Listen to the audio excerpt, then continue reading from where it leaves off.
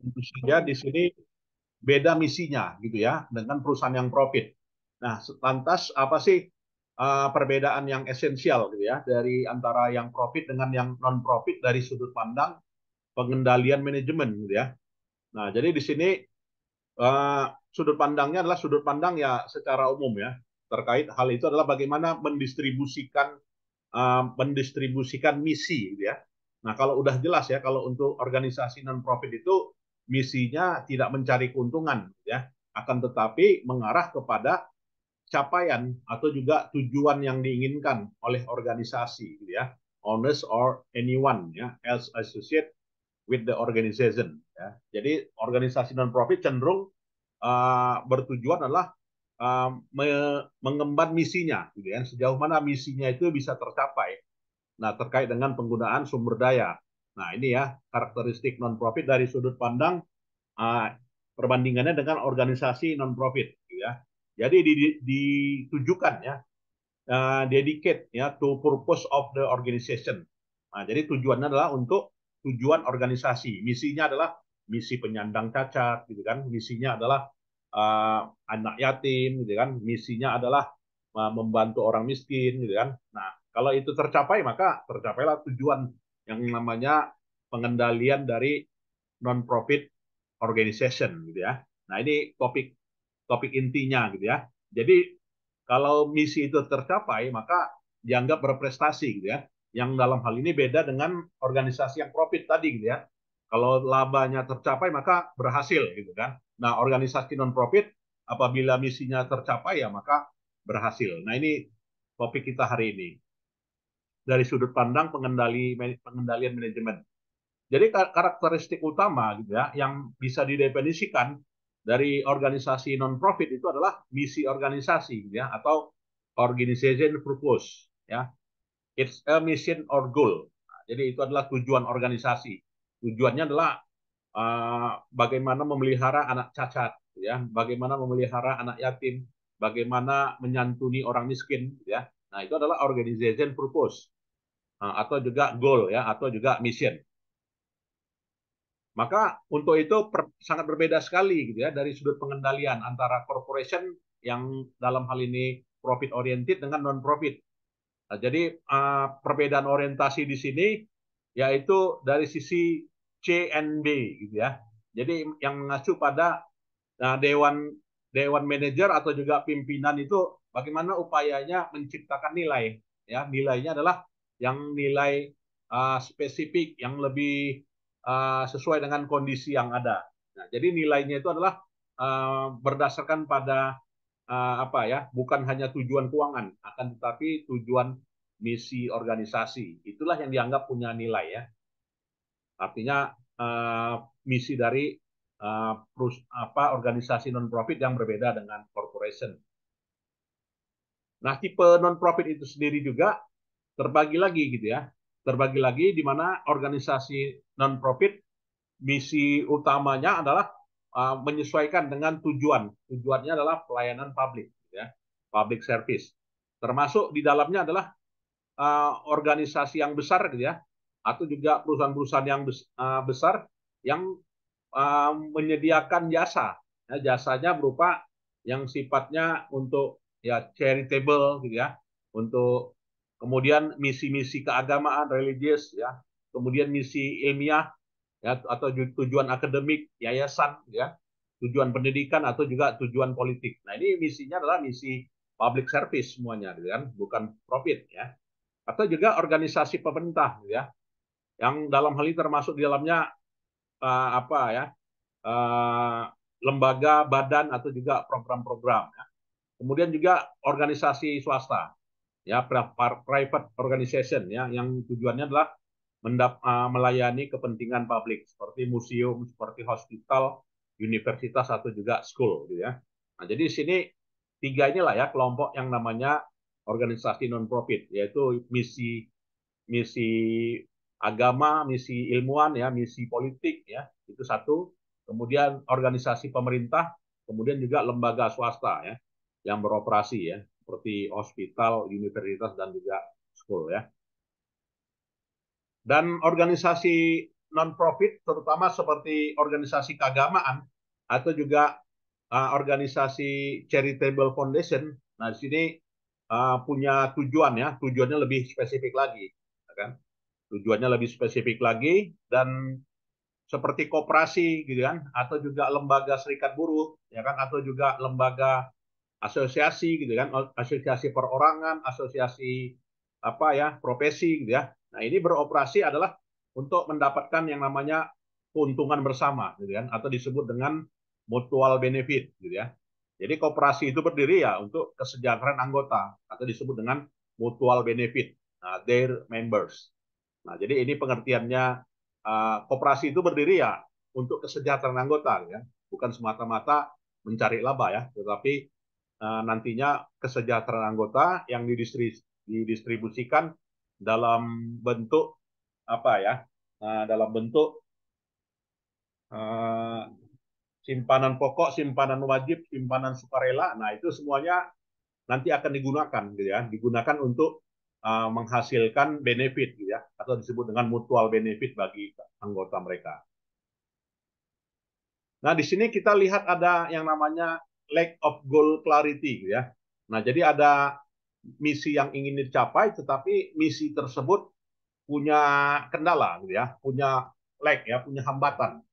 Nah, misi utamanya katakanlah dia misinya kepentingan publik ya, seperti lembaga pemerintah ya, kemudian lembaga keilmuan ya, kemudian lembaga pendidikan ya, atau juga lembaga di bawah gereja ya, keagamaan ya. Nah, jadi berbagai lembaga-lembaga di sini gitu ya, ini terkadang punya yang namanya conflicting goal gitu ya, atau punya konflik tujuan. Nah, konflik tujuannya di sini bisa bertentangan atau juga apa ya, tumpang tindih satu sama lain disebabkan karena berbeda, sangat sulitnya ya bagaimana desain ya, bagaimana desain untuk menilai keefektifan. Nah, jadi karena tumpang tindihnya penilaian desain pencapaian misi gitu ya, maka dikatakan lack of goal clarity ya. Dan kesulitan dalam pengukur dan pada akhirnya menimbulkan kesulitan dalam pengukuran kinerjanya. Nah, jadi dalam pengukuran kinerjanya di sini secara umum dinilai adalah sejauh mana layanan kualitasnya, ya, layanan jasanya, apakah sangat sangat baik, ya, baik atau juga tidak baik, gitu ya. Dan biasanya di sini tidak tidak diukur dengan ukuran yang akurat. Seperti misalnya kalau kita mengukur dengan indikator kinerja keuangan, maka mau tidak mau survei lah ya, biasanya seperti itu. Jadi kalau kita habis dari hospital swasta, maka muncul nanti kuesioner, ya kan, sejauh mana layanannya, sudah baik, tidak baik gitu kan. Nah, kita isi. Nah, di sini pada pencapaian organisasi non profit, nah itu tadi ukurannya, ukuran keefektifannya tidak bisa diukur dengan ukuran keuangan ya, tetapi adalah ukuran kepuasan gitu ya. Dan itu dianggap sulit, difficult. Nah, sehingga ketika sangat sulit, maka untuk pengendalian hasilnya juga sulit. Ya, bagaimana supaya bisa puas orang mendapatkan layanan ya, maka harus ada yang namanya pusat responsibility di sini atau disebut dengan responsibility center, dan dibandingkan antara kinerja antara satu unit dengan unit yang lain, sejauh mana perbedaannya, sejauh mana capaian yang diperoleh yang terkait dengan masing-masing dari unit tersebut. Nah, ini solusinya. Nah, begitu juga dari sisi lembaga-lembaga eksternal ya, seperti misalnya lembaga donor gitu ya, atau unit pemerintah, ikatan alumni gitu ya. Nah, ini semuanya uh, dianggap sebagai organisasi non-profit organization gitu ya. Jadi lembaga-lembaga non-profit, maka uh, tergantung sejauh mana terkait dengan proposal ya, kemudian laporan kegiatan mereka ya, kemudian panjang pendeknya perencanaan yang dilaksanakan serta proses pelaksanaan anggarannya. Nah, di sini ukuran penilaiannya ya. Selain itu juga gitu ya, ada kendala hukum gitu ya. Jadi kendala hukum di sini terkait dengan kesesuaian ya, kesesuaian dengan aspek legal. Ya, jadi kesesuaian dengan aspek legal, maka harus ada pengendalian tindakan ya dan juga peningkatan beberapa pusat-pusat biaya ya yang harus dikontrol di sini. Jadi tindakannya berupa pemberian apa ya provisi ya atau juga insentif yang dianggap tidak wajar gitu ya. Nah, selain itu juga karakteristik pegawai juga sangat menentukan. Ya, jadi bukan hanya kendala hukum, ya, kemudian juga kendala perencanaan, tetapi juga untuk mengukur kesulitan performance measure ini juga ditentukan oleh yang namanya karakteristik employee. Nah, jadi karakteristik employee sangat menentukan performa. Nah, maka untuk menentukan agar employee karakteristik ini terpenuhi, maka dilakukanlah yang namanya compensation, ya. Nah, artinya salaries yang selalu sifatnya kompetitif. Nah, padahal banyak di lapangan untuk non organisasi non profit di sini ya gajinya tidak seberapa gitu ya atau juga kompensasinya dianggap tidak kompetitif dibanding organisasi non profit gitu ya. Maka perbaikannya di sini adalah employee karakteristik. Ya, jadi bagaimana kualitas employee di sini ya, terutama dari sisi loyalitas, kemudian dari sisi integritas pegawai. Nah, ini mungkin dimensi pembentuk dari employee karakteristik. Selain itu juga employee di sini adalah diperlukan komitmen gitu ya. Ya, artinya ini bisa dikendalikan apabila gitu ya punya komitmen yang tinggi ya, terutama pemahaman ya atas budaya dan juga sisi personal. Nah, ini yang diinginkan apabila capaian apa ini ya measure performance ini bisa terkendali gitu ya. Jadi ini yang diinginkan. Nah, nah itulah ya 10 slide ini aja yang mungkin bisa disampaikan pada topik kita yang terakhir ini, Bapak Ibu ya. Minggu depan kita paper review lah ya, kalau misalnya sudah siap. Mungkin ada yang kita diskusikan, silakan. Izin, Prof. Ya, Ini perkuliahan kita terakhir, Prof. Minggu depan udah oh, UAS, Prof. ya minggu depan UAS ya, baik.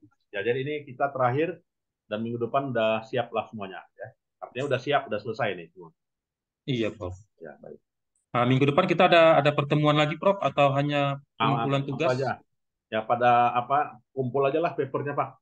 Saya kira nggak perlu Kumpul aja ya. kumpul aja. Nanti saya bikin aja UASnya itu take home gitu, ya, Prof. Betul. Ya, cukup saja. Siap, siap, Prof. Ya. Ya, itulah ya Bapak Ibu sekalian nanti untuk lebih jelasnya kalau kita ingin menguasai manajemen control system itu memang bukunya Kenneth Merson ini ya dibaca ya. Artinya di section chapter 16 ini ada sekitar 80 halaman ini. Jadi sangat banyak ini bukunya ya. Jadi ringkasannya dari 10 slide itulah kira-kira ya. Baiklah, kalau tidak ada, saya kira itu saja ya, Bapak Ibu sekalian. Dan terima kasih atas perkuliahannya dalam setengah semester ini ya. Dan saya tunggulah nilai UASnya. Baik, selamat siang. Salam Siap, sejahtera Prof. ya semuanya. Siap, Assalamualaikum Prof. warahmatullahi Terima kasih, Prof. Selamat siang, Prof. wabarakatuh. Ya, Oke, tinggalkan ruangan. Terima kasih, Prof.